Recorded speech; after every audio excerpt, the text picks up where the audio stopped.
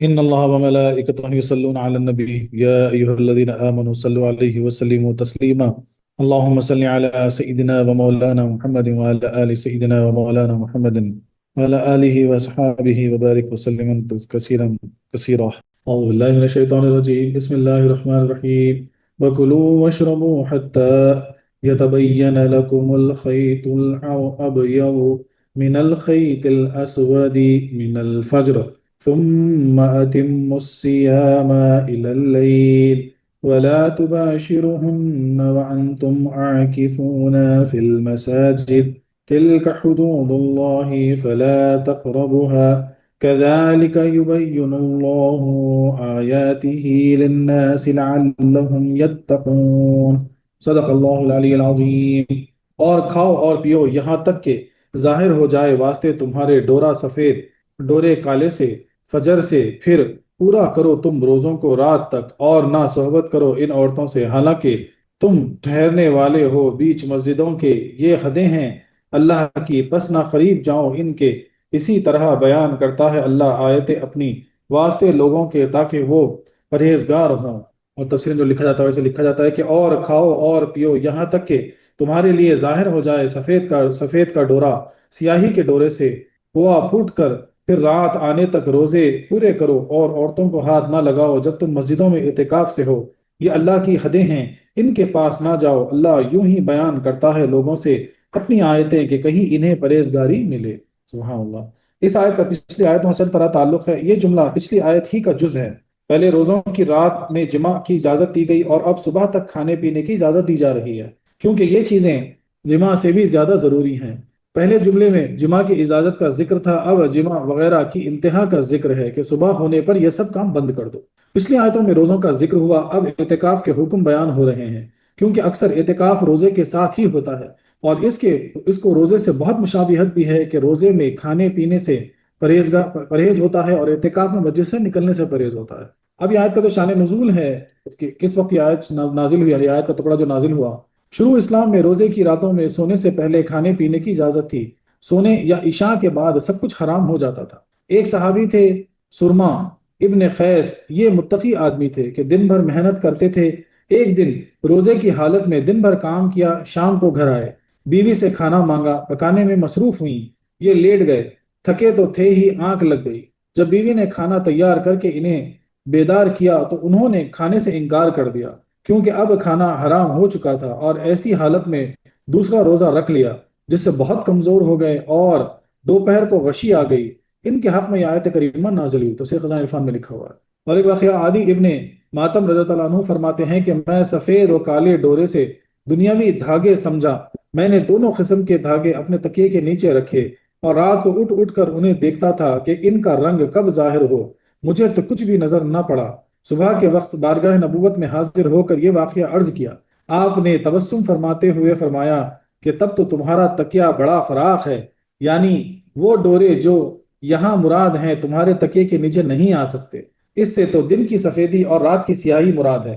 تب لفظ من الفجر اترا جس سے آیت کا مقصد ظاہر ہوا تھا. تفسیر کبیر میں لکھا ہوا ہے. اس اجازت کے بعد صحابہ کرام اعتکاف کی حالت میں بھی عورتوں سے جمع کر لیتے تھے کہ رات کو مسجد سے گھر گئے اور جمع کیا، غسل کر کے پھر مسجد میں آ بیٹھتے.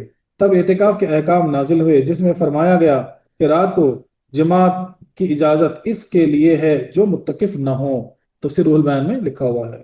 غرض کہ اس آیت میں مختلف جملوں کے مختلف شان نزول ہیں. تفسیر سمجھنے سے پہلے یہ بات لحاظ میں رکھیں کہ پہلے رمضان میں صبح تک کھانے پینے کی اجازت دی گئی، پھر صحبت کی اجازت ہوئی، مگر ترتیب میں پہلے صحبت کی اجازت کا ذکر ہے، بعد میں صبح تک کھانے کی اجازت کا، کیونکہ ترتیب آیت لوح محفوظ کی ترتیب کے موافق ہے، مگر نزول حسب حاجت ہوا. ترتیب تو خود نبی کریم صلی اللہ علیہ وسلم نے دی، یعنی یہ سمجھانے کے لیے کہ آیت کے جو ٹکڑے ٹکڑے کیسے نازل ہوئے، کن واقعات کی بنا پر جو ہے نا نازل ہوئے. وَكُلُوا وَاشْرَبُوا، یہ حکم بھی جواز کے لیے ہے، اور روزے داروں سے خطاب ہے، یعنی رمضان کی راتوں میں کھاتے پیتے رہو. کیونکہ پہلے اسلام میں کیا ہوا تھا کہ عشاء کے بعد کھانا منع تھا، عشاء سے پھر دوسرے دن کی مغرب تک روزہ چلتا تھا. ہاں تو پھر بعد میں اس میں جو ہے نا آسانی کر دی گئی کہ بھئی صبح صادق تک جو ہے نا کھایا کرو. حتیٰ یتبین لکم، یہ کھانے پینے اور جماع تینوں ہی کی انتہا ہے. یتبین بین سے بنا ہے جس کے معنی ہے ظاہر ہونا.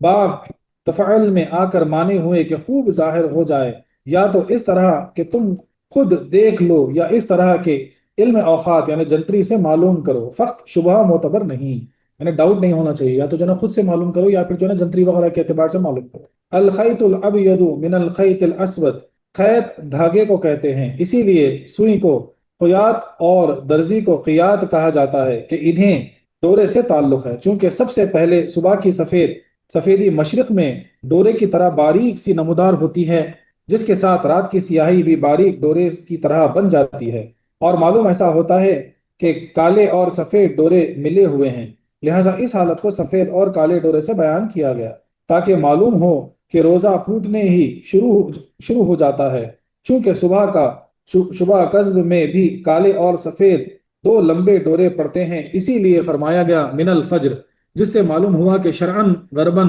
لمبے ڈورے مراد نہیں، کیونکہ اس وقت رات ہی ہوتی ہے، بلکہ جنوباً شمالاً ڈورے مراد ہیں، جس سے وقت فجر ہو جاتا ہے۔ فجر کے لغوی معنی میں جاری ہونا، ظاہر ہونا، پھیلنا، چرنا۔ علانیہ گناہگار کو فاجر اسی لیے کہتے ہیں، یعنی جو گناہ کر کے دکھاتے بھی ان کو فاجر اسی لیے کہتے ہیں کہ اس کا فسق ظاہر ہے، چونکہ صبح کے وقت نور پھیل جاتا ہے اور رات کی ظلمت اس سے چڑھ جاتی ہے، اسی لیے اسے فجر کہا جاتا ہے۔ من بیانیہ ہیں، اور یہ سفید اور کالے دونوں ہی ڈوروں کا بیان ہے، تفسیر کبیر تفسیر البیان میں لکھا ہوا ہے۔ یعنی اب لمبے ڈورے مطلب کیا ہوتا ہے کہ جب صبح ایک دم جو بہت صبح یعنی بولتے ہیں نا ایک دم، یعنی جب پہلی جو روشنی وغیرہ جو ہوتی دن کی، تو اس وقت جو ہے نا آپ کو ایسا لگتا ہے کہ کالا ڈورا یعنی کالا رات کی کالے ڈورا اور صبح کی جو ہے نا کالے ڈورے سے ایک یعنی دھاگے کی طرح جو ہے نا ملے ہوئے ہیں، ویسا نکل رہا ہے تو اس کے طرف، لیکن وہ ڈورے جو ہے نا بہت دیر تک رہتے، جلدی ختم نہیں ہوتے، تو اسی لیے پھر وہاں پر فجر لفظ ایڈ کیا گیا کہ بھئی ایسے ڈورے تم کو دکھائی دے اور فجر کا وقت ہے، فجر کا وقت شروع ہو جائے، بولے اب وہاں پر سے روزہ چالو ہو جائے۔ اسی لیے دیکھو سحری میں رمضان میں جو ہے نا فجر کی اذان کے بالکل ایک تھوڑی دیر پہلے جو ہے نا سحری کا یعنی سحر کا وقت ختم ہو جاتا ہے۔ بعض علماء بولے کہ چلو فجر کی اذان تک بھی جو ہے نا جائز ہے، کھا لے سکتے کریں مثال کے طور پر، وہاں تک بھی کھینچ سکتے کریں، تو یہ جو ہے نا اس کی مثال اس آیت کی تفسیر سے جو ہے نا وہ آپ کو معلوم ہوتی ہے۔ یہاں تک کہ سحری کی انتہا اور روزے کی ابتدا بیان ہوئی، اب روزے کی انتہا کا بیان ہے کہ ثم اتم الصیام الی اللیل، چونکہ فجر اور مغرب میں پورے دن کا دراز فاصلہ ہے، اس لیے ثم فرمایا گیا، اتمام سے روزوں کی پابندیوں کا پورا کرنا مراد ہے، الہ انتہا کا ہے، اور لیل سے مراد متعلق رات یعنی روزہ شروع کر کے پھر تم سارا دن کھانے پینے اور جماع سے باز رہو، رات تک کہ رات کے آتے ہی روزہ ختم کر دو، کہ نہ تو رات میں روزہ رکھو، نہ شفق غائب ہونے اور سیاہی پھیلنے کا انتظار کرو، اور نہ روزہ وصال یعنی روزے پر روزہ رکھو، یہ امر وجوبی ہے، کیونکہ جیسے صبح سے روزہ شروع کر دینا فرض ہے، ایسے ہی رات آنے پر افطار کرنا فرض ہے۔ بولے روزے پر روزہ نہیں رہ سکتے، مطلب مغرب کے بعد بھی روزہ کنٹینیو نہیں کر سکتے، یہ جائز نہیں ہے۔ تو جس طرح یعنی روزہ شروع کرنے سے پہلے جو ہے نا کھانا بند کرنا فرض ہے، اسی طرح روزہ ختم ہونے پر کھانا جو ہے نا وہ بھی فرض ہے۔ خیال رہے کہ چند صورتوں میں کھانا پینا فرض شرعی ہے، ایک جب کہ بھوک و پیاس سے جان نکلنے کا خطرہ ہو، بولے جان نکلنے کا اگر خطرہ ہو تو کھانا پینا فرض ہے کیونکہ جان رکھنا فرض ہے۔ دوسرے روزہ افطار کے وقت کے وصال کا روزہ حرام ہے، افطار کے وقت کے وصال کا روزہ حرام ہے، یعنی افطار کے بعد بھی جو روزہ کنٹینیو کرے تو پھر وہ حرام ہے۔ تیسرے جب کسی کو سرکار صلی اللہ علیہ وسلم کھانے پینے کا حکم دے، نبی کریم صلی اللہ علیہ وسلم جب حکم دے کھانے پینے کا تو پھر وہاں پہ کھانا فرض ہو جائے گا، اور حکم بھی شرعی ہو، محض مشورہ نہ ہو۔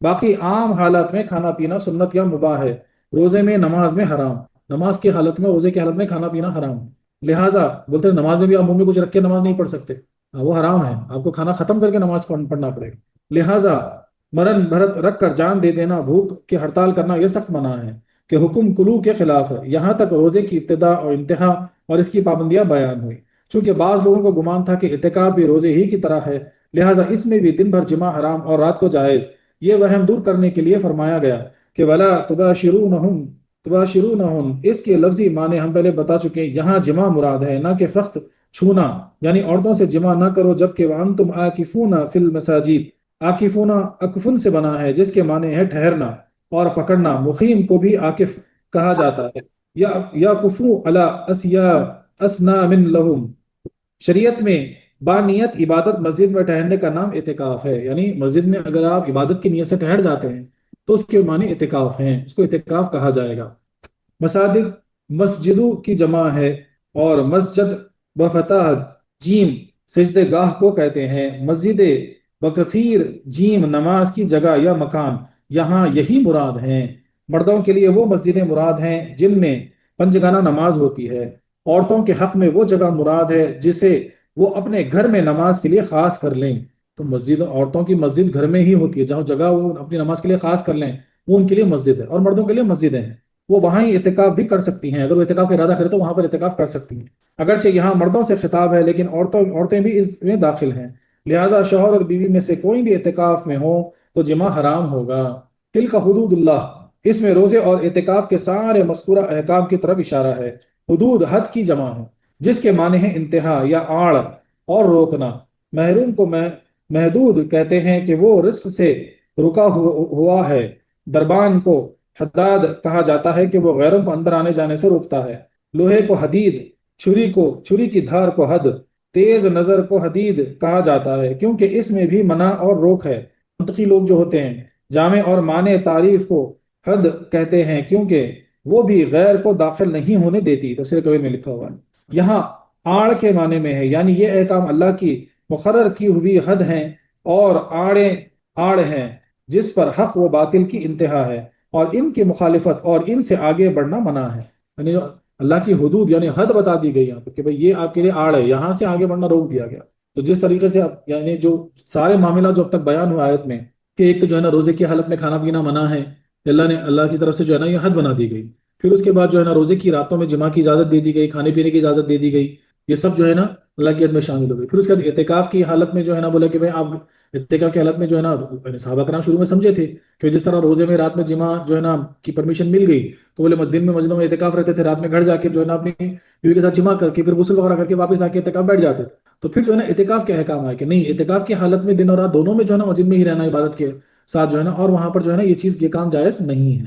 فلا تقربوها، تمہیں چاہیے کہ ان کے قریب بھی نہ آؤ، شاہی چراگاہ سے دور ہوتا ہے کہ اس میں پھنس نہ جاؤ۔ کذالک یبین اللہ آیاتی للناس، ذالکہ سے گزشتہ بیان کی طرف اشارہ ہے، اور وہ آیت سے مراد یا تو قرآنی آیتیں ہیں یا شرعی احکام یا دلائل قدرت، یعنی جیسے کہ ہم نے روزہ اور اعتکاف کے احکام نہایت صاف و واضح بیان فرمائے، ایسے ہی اور احکام بھی بیان کرتے ہیں یا کریں گے، لعلہم یتقون، تاکہ مسلمان بے تکلف تقوی اور پرہیزگاری حاصل کریں۔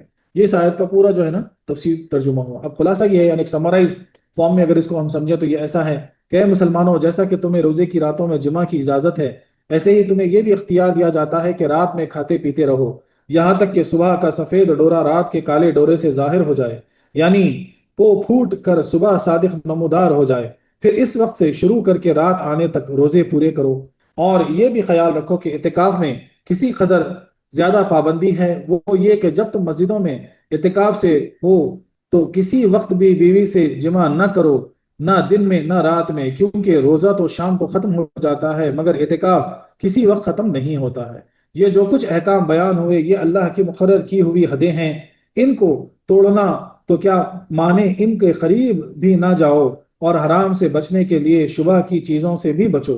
جیسے کہ ہم نے روزہ اور اعتکاف کے احکام صاف صاف بیان فرما دیے ہیں، ایسے ہی سارے ہی احکام واضح کر کے بیان فرماتے ہیں تاکہ لوگ آسانی سے عمل کر کے تقوی اور پرہیزگاری حاصل کریں۔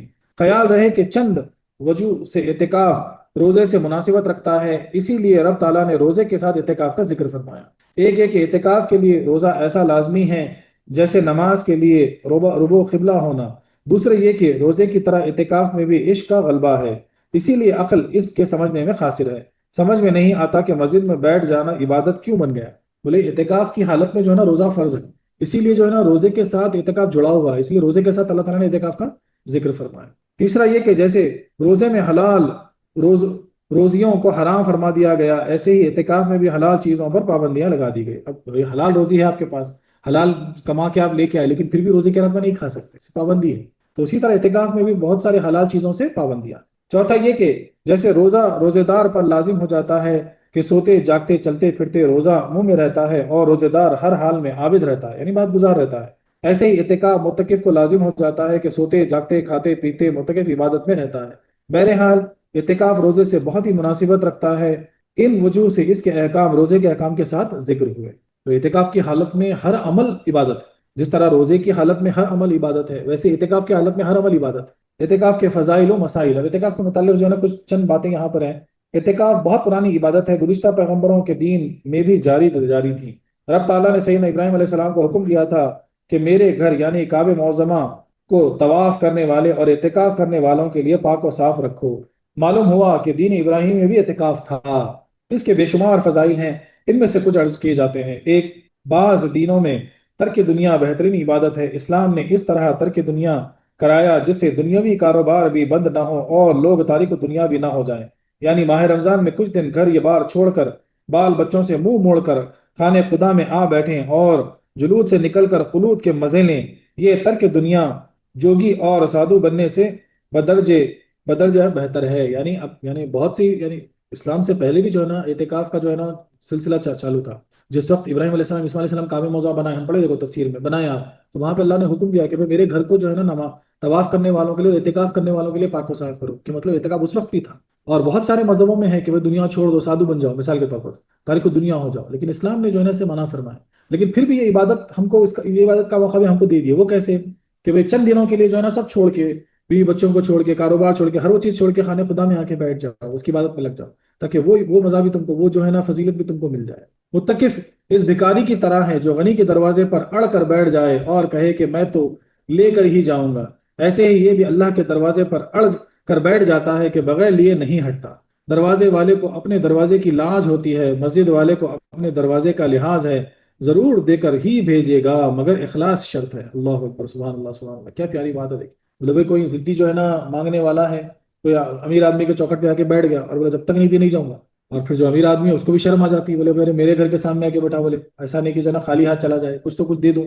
بولے اسی طریقے سے جو ہے نا مسجد والے کے در پر اعتکاف متکف جو ہوتا ہے وہ اڑ کے بیٹھ جائے، اور اللہ تعالیٰ کو جو ہے نا، یعنی اس کو بولتے کہ خدا برابر جو ہے نا نواز دیتا، دے کر ہی بیچتا، لیکن شرط کیا ہے؟ اخلاص، انا نہیں، ریاکاری نہیں، اخلاص۔ تیسرا، اعتکاف میں دل ماں سوا اللہ سے خالی ہو کر اللہ ہی کی طرف متوجہ رہتا ہے۔ اور جب اعتکاف بیٹھے ہیں آپ، تو ایسا نہیں کہ اعتکاف بیٹھے اور ریل پہ ریل دیکھا جا رہا ہے موبائل پہ، تو فائدہ نہیں ہے۔ اعتکاف بیٹھے یوٹیوب پہ ویڈیوز دیکھتے جا رہے ہیں، بولے فائدہ نہیں ہے۔ اعتکاف بیٹھے لیپ ٹاپ لے کے جو ہے نا اپنا سوشل میڈیا چالو ہے، اپنا کام چالو ہے، وہ بیکار ہے۔ اعتکاف کی حالت میں جو ہے نا ماں سوا اللہ کے سوا کوئی خیال نہیں آ، یہ شرطیں ہیں۔ چوتھا، اعتکاف میں لوگوں سے علیحدگی اور رب سے قریب ہوتا ہے، جس جیسے جس سے کہ یہ تو لوگوں سے اور لوگ اس سے محفوظ رہتے ہیں۔ جب لوگوں سے ملتے ہی نہیں، لوگوں سے دور رہتے ہیں، تو جو ہے نا وہاں پہ جو ہے نا گناہ ہونے کا چانسز کم ہو جاتے ہیں، چغلی، غیبت، امکا ڈمکا، یہ سب جو ہے نا کٹ جاتے ہیں۔ پانچواں، اعتکاف میں نفس کی آنکھ بجھ جاتی ہے۔ جب اعتکاف میں بیٹھتے تو نفس جو ہے نا وہ ٹھنڈا پڑ جاتا، وہ نہیں ستاتا۔ چھٹا، اعتکاف میں انسان دنیا سے منہ موڑ لیتا ہے اور یہی صدق و اخلاص کا دروازہ ہے۔ دنیا سے منہ موڑ لینا جو ہے نا وہی جو ہے نا صدق و اخلاص کا دروازہ ہے جو رب کی طرف کھلتا ہے۔ ساتواں، اعتکاف میں رب سے اس پر توکل، تھوڑے رزق پر راضی ہوتی ہے۔ سبحان اللہ سبحان اللہ۔ دیکھیے اعتکاف میں رب سے انسیت یعنی جو ہوتی ہے نا، اس پر توکل، اللہ پہ توکل ہو جاتا ہے، انسیت ہو جاتی ہے، اس لیے جو ہے نا تھوڑا سی رزق پہ جو بھی ہوتا ہے اس پہ راضی ہو جاتا ہے۔ آٹھواں، اعتکاف میں انسان تمام گناہوں سے محفوظ رہتا ہے، کیونکہ لوگوں سے میل جول کی حالت میں جھوٹ، غیبت وغیرہ بہت سے گناہ ہوتے رہتے ہیں۔ متقی کو صرف نمازیوں سے ہی ملاقات کا موقع ملتا ہے۔ اب بھائی مسجد میں جب اعتکاف بیٹھے تو مسجد میں آتے کو نمازیاں ہی آتے، تو ملاقات صرف نمازیوں سے ہوتی۔ نواں، اعتکاف سے انسان رب کی رحمت خاص کے قابل ہو جاتا ہے۔ دیکھو موسیٰ علیہ السلام سے 40 دن کا اعتکاف کرا کر انہیں توریت دی گئی۔ ہمارے حضور علیہ السلام نے بھی غار حرا میں 6 ماہ کا اعتکاف فرمایا، تب آپ کو نبوت اور قرآن کریم عطا ہوئے۔ اگرچہ موجودہ اعتکاف سے کچھ مختلف تھے، مگر ان میں دنیا سے علیحدگی تو تھی۔ یعنی موسیٰ علیہ السلام جو ہے نا 40 دن روزہ رکھے اعتکاف، تو اس کے بعد آپ کو توریت ملی جب کوہ طور پہ گئے۔ اسی طریقے سے نبی کریم صلی اللہ علیہ وسلم 6 مہینے تک غار حرا میں اعتکاف کی حالت میں تھے، اس کی جو پہلی وحی نازل ہوئی۔ 10واں، صوفیہ کرام بھی خاص اعمال کے لیے اعتکاف کیا کرتے ہیں۔ یہ بھی ایک قسم کا اعتکاف ہے جس سے انہیں صفائی قلب ہوتی ہے۔ بولتے ہیں جیسے مثال کے طور پر کئی دن کے لیے جو ہے نا ذکر میں بیٹھ گئے، خلوت میں بیٹھ گیا، وہ بھی ایک طرح کا اعتکاف ہے، جس سے جو ہے نا ان کو جو ہے نا نفس کی پاکی اور جو ہے نا قلب کی جو ہے نا یعنی صفائی ہوتی ہے۔ تزکیہ قلب، تزکیہ نفس کے لیے جو ہے نا اپنے آپ کو ارادہ کر لیتے ہیں، مثال کے طور پر راہ تصوف میں، سلوک میں بھی جو ہے نا یہ کام چلتا ہے۔ 11واں، اعتکاف میں انسان کو غور و فکر کا موقع ملتا ہے۔ بولے جب اعتکاف میں ہوتا تو اللہ یعنی جو قرآن میں اللہ تعالیٰ حکم فرما رہے کہ تم غور و فکر کیوں نہیں کرتے، تو اس کا موقع انسان کو ملتا اچھی طریقے سے۔ صوفیہ کرام فرماتے ہیں کہ ایک ساعت کی فکر 1 سال کے ذکر سے افضل ہے۔ اللہ اکبر۔ ایک لمحہ جو ہے نا یہ فکر کرنا کہ میری آخرت کا کیا ہوگا، میں اللہ کا قرب کیسے حاصل کروں، میں کیسے گناہوں سے بچ کروں، وہ ایک لمحہ فکر کا جو ہے نا وہ 1 سال کے ذکر سے بہتر ہے۔ انسان اس زمانے میں اپنے گناہوں اور رب کی رحمتوں کو یاد کر کے توبہ استغفار بھی کر لیتا ہے، اور اعتکاف ہی میں آئندہ زندگی کے لیے پروگرام بنا سکتا ہے کہ اگلی زندگی اس طرح کی گزارنی چاہیے۔ اعتکاف میں بیٹھے تو توبہ کرتے، استغفار کرتے، بولتے چلو آج سے جو ہے نا میں اعتکاف بیٹھ گیا، اب یہاں سے جو ہے نا میری زندگی ایسے چلے، میں 5 وقتی نمازی ہو جاؤں گا، میں جھوٹ نہیں بولوں گا، میں جو ہے نا جتنا ہو سکے ریاکاری سے بچوں گا، دکھاوے سے بچوں گا، میں مطمئن رہنے کی کوشش کروں گا۔ تو یہ سارے کیا آپ اس کو فالو کرنے کی کوشش کرتے ہیں۔ تو اس طریقے سے جو ہے نا ایک نئی زندگی کا آغاز ہوتا۔ اب یہاں پر کچھ جو ہے نا مسائل ہیں وہ سنیں کہ 20ویں رمضان کی عصر سے عید کے چاند دیکھنے تک اعتکاف کرنا سنت موقدہ علی کفایہ ہے، کہ اگر بستی میں کسی نے نہ کیا تو سب سنت چھوڑنے کے سبب سے گنہگار ہوئیں، اور اگر ایک نے بھی کر لیا تو سب بری ہو گئے۔ چاہیے کہ 20ویں رمضان کی عصر پڑھیں، جب مسجد میں آئے تو عید کا چاند دیکھ کر وہاں سے نکلیں۔ یہ سنت موقدہ بالکفایہ، یعنی ہر محلے میں کم سے کم ایک، اگر وہ اعتکاف بیٹھ گیا تو سارے بری، اور ایک بھی نہیں بیٹھا تو سب گنہگار۔ اور صحیح طریقہ کیا ہے کہ 20ویں رمضان کی عصر سے عید کا چاند دیکھنے تک، یعنی آخری 10 روزے متکف ضروریات انسانی جیسا پیشاب پخانا غسل وضو وغیرہ کے سوا کسی کام کے لیے بھی مسجد سے باہر نہیں نکل سکتا۔ اور ایک مسئلہ، مسجد سے مراد داخل مسجد ہے جہاں نماز پڑھی جاتی ہے، غسل خانہ وضو کی جگہ وغیرہ اس سے خارج ہیں، بلا ضرورت متکف یہاں بھی نہ آئے جائے۔ اکثر کیا ہوتا ہے مسجدوں میں غسل خانہ یا وضو خانہ یا یعنی بولتے نا بیت الخلاء وغیرہ سب دور ہوتے مسجد سے، نماز کی جگہ نہیں ہوتی۔ مسجد کو ہم کیا بولیں گے؟ حالانکہ مسجد کے احاطے میں وہ ہے لیکن اس کو مسجد ہم نہیں بول سکتے۔ مسجد صرف کیا ہوگی جہاں پر نماز پڑھی جائے گی، جو حدود میں نماز پڑھی جاتی ہے وہ مسجد۔ اس کا مطلب یہ ہوگا کہ جب کوئی اعتکاف بیٹھتا ہے مسجد میں تو بار بار غسل خانہ، بار بار جو ہے نا وضو خانے کے بعد جا کر بھی بیٹھنا وہی منع ہے، وہی مسجد سے باہر ہو جائے گا۔ ہاں ضرورت کے لیے جائے اور آ جائے۔ متکف کو مسجد میں کھانا پینا سونا دنیاوی جائز کام سب جائز ہے، اور جو متکف ہوتے ہیں وہ کھا پی سکتے ہیں مسجد میں، حالانکہ عام طور پر جو ہے نا مسجد میں کھانا وغیرہ کی پابندی ہوتی ہے، کھانا نہیں کھا سکتے آپ۔ اور ایک مسئلہ، اعتکاف میں عورتوں سے جمع، ان سے بوسہ و کنار سب حرام ہے۔ اور ایک مسئلہ، مرد اس مسجد میں اعتکاف کرے جہاں پنجگانہ نماز ہوتی ہو، یعنی وہاں امام و مؤذن مقرر ہوں، اور عورتیں مسجد بیت یعنی گھر کی مسجد میں اعتکاف کریں، یعنی گھر کی وہ جگہ جو نماز کے لیے صاف کر لی جائے وہاں پڑھ سکتے ہیں، وہاں اعتکاف بیٹھ سکتے ہیں۔ اعتکاف کی مدت، یہ تو آپ معلوم کر چکے کہ اعتکاف سنت کی مدت 9 یا 10 دن ہے، اس میں روزہ بھی شرط ہے۔ اعتکاف فرض نظر کا اعتکاف ہے، اس کی مدت کم از کم 1 دن اور رات ہے، اس میں بھی روزہ شرط ہے۔ مگر اعتکاف نفل میں جس حکمی اعتکاف کہتے ہیں اس کے لیے نہ کوئی مدت مقرر ہے نہ روزہ شرط۔ انسان جب بھی مسجد میں آئے تو داہنے پاؤں سے اس میں داخل ہو اور یہ کہے کہ میں نے اعتکاف کی نیت کی، اس سے 4 فائدے حاصل ہوں گے۔ یعنی اب یہاں پہ ایک چھوٹی سی مثال بتاؤں۔ پہلی چیز تو کیا ہے کہ سنت موقدہ اور بالکفایہ جو اعتکاف ہوتا آپ سن لیے کہ رمضان کی یا تو 9 یا 10 دن، یعنی 20ویں روزے سے عید کا چاند تک۔ اگر 29واں چاند ہو گیا تو 9 دن ہو جائیں گے، 30واں چاند ہوا تو 10 دن ہو جائیں گے، کم سے کم وہ رہنا۔ اس کے بعد جو ہے نا اگر کم سے کم چھوٹی سے چھوٹے میں آپ رہنا چاہ رہے تو کم سے کم 1 دن اور 1 رات مسجد میں آپ کو رہنا ہے۔ اور نفل اعتکاف جو ہوتا ہے وہ اس پہ کوئی جو ہے نا حد نہیں ہے، نہ اس میں روزہ شرط ہے۔ یہ پہلے دونوں اعتکافوں میں روزہ شرط ہے، آپ کو روزہ بھی رہنا ہے اس حالت میں، چاہے 1 دن کا بیٹھو یا 10 دن کا بیٹھو۔ اور نفل اعتکاف میں جو ہے نا روزہ شرط نہیں ہے اور اس کی مدت بھی نہیں ہے، اور اسی لیے کہتے ہیں کہ جب بھی مسجد میں جاؤ سیدھا پیر اندر ڈالو اور نیت کرو کہ میں اعتکاف میں آ گیا، تو اس سے فائدہ ہے، ایک تو مسجد میں عبادت بھی ہو جائے گی اور اعتکاف کا آپ کو ثواب بھی مل جائے۔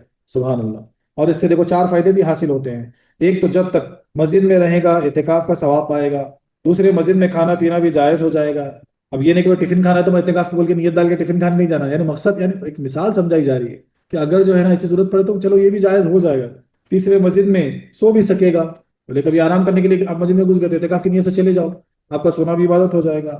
اور چوتھی، مسجد میں دنیاوی جائز بات بھی کر سکے گا، بہار شریعت و شامی وغیرہ میں جو ہے نا لکھا ہوا ہے۔ اب اس آیت سے چند فائدے حاصل ہوئے ہیں۔ روزے کا وقت شرعی دن ہے نہ کہ عرفی، یعنی صبح صادق سے شروع ہو کر آفتاب ڈوبنے ہی پر ہی ختم ہو جاتا ہے۔ دیکھو یہاں من النہاری الی اللیل نہ فرمایا بلکہ ختم کے لیے الی اللیل ارشاد ہوا، الی اللیل ارشاد ہوا، اور شروع کے لیے اتنی بڑی عبادت۔ دوسرا فائدہ، اب یعنی یہ کیا بولا جا رہا ہے کہ ہم جو مثال کے طور پر جو عرفی طور پر جو ہے نا 12 گھنٹے کا دن 12 گھنٹے کی رات لیتے ہیں، روزہ اس حساب سے نہیں چلے گا۔ روزے کا حکم کیا دیا گیا؟ صبح سے لے کے پھر جیسے مغرب ہو جائے تو روزہ ختم ہو جاتا۔ دوسرا فائدہ، کھانے پینے اور جماع کا ایک ہی حکم ہے کہ ہر ایک سے کفارہ واجب ہوگا، کیونکہ یہاں ان تینوں کو ایک ساتھ ہی رکھا گیا۔ اور ایک فائدہ، نفلی روزے بھی شروع کر دینے سے واجب ہو جاتا ہے، کیونکہ اتم الصیام میں ہر روزہ داخل ہے اور اس کا پورا کرنا فرض ہے، چاہے فرض روزے ہو چاہے نفل روزے ہو، روزے کی نیت کرے تو احکام جاری ہو جائے گا۔ اور ایک فائدہ، علماء نے اس آیت سے ثابت کیا ہے کہ روزے کی نیت ظہوہ کبریٰ یعنی نہار شریع کے نصف دوپہر تک جائز ہے۔ جو نیت ہے وہ جو ہے نا چاہے آپ صبح کر لو یا جو ہے نا سو کے اٹھ کے بھی جو ہے نا مثال کے طور پر کر لیے تو چلے گا، روزہ کر سکتے ہیں۔ پانچواں اور ایک فائدہ جو ہے نا، روزہ وصال یعنی روزے پر روزہ رکھنا منع ہے، کیونکہ رات میں افطار واجب ہے، بولے آپ کنٹینیو نہیں کر سکتے روزے، آپ کو روزہ یعنی کھولنا ہی پڑے گا۔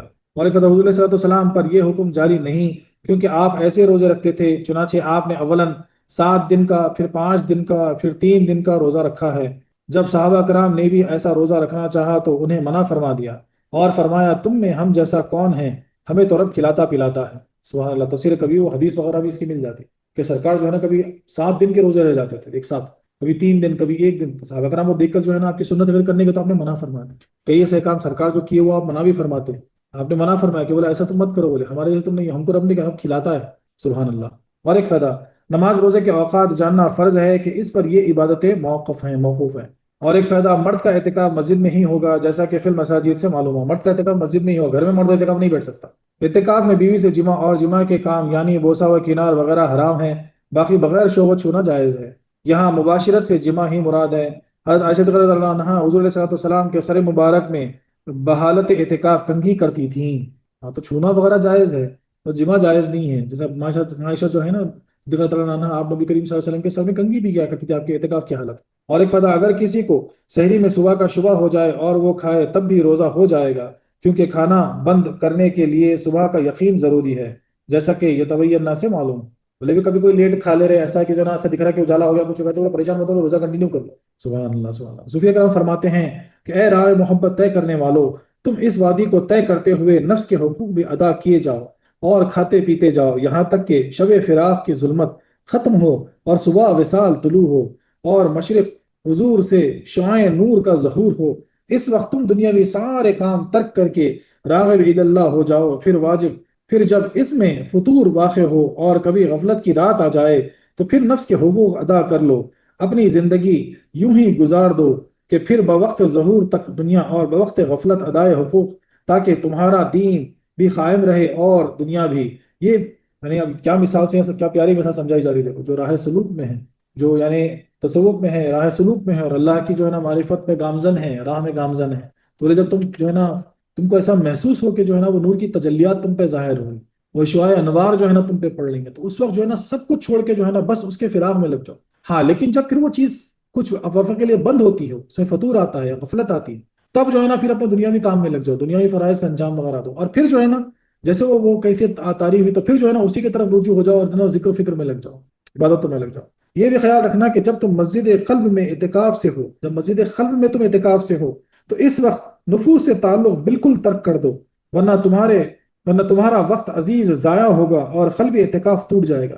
بولے جب تم قلب کی طرف متوجہ ہو تو اپنے نفس کو جو ہے نا بالکل بھی اس طرف توجہ ہی نہ دو، تو اس سے دور ہو جاؤ، ورنہ پھر وہ جو قلب کی طرف تمہارا جو ذہن لگے گا، تمہارا جو اعتکاف ہوگا وہ ٹوٹ جائے۔ ہم نے سارے احکام کھول کر بیان کر دیے تاکہ تمہیں ہم تک پہنچنے میں آسانی ہو اور تم کو پہلے تو شرک سے، پھر گناہوں سے اور پھر شہوت سے امن ملے، پھر فضول باتوں کو بھی چھوڑ کر حقیقی متقی بن جاؤ۔ سبحان اللہ سبحان اللہ، کیا پیاری بات۔ بولے پہلے شرک سے، کفر سے، گناہوں سے، شہوت سے، پھر جو ہے نا بدکاریوں سے، جھوٹ سے، ہر وہ چیز سے جو ہے نا فضول باتوں سے، یہاں تک کہ فضول باتوں سے سب سے جو ہے نا اپنے آپ کو جو ہے نا پاک و صاف کر دو تاکہ تم حقیقت میں متقی بن جاؤ۔ ایک تو متقی ہونا ہوتا ہے، ایک حقیقی متقی ہوتا ہے۔ جو حقیقی متقی ہوتا وہ فضول باتوں سے، گناہوں تو بہت دور کی بات ہے، فضول باتوں سے بھی وہ پرہیز کرتا ہے۔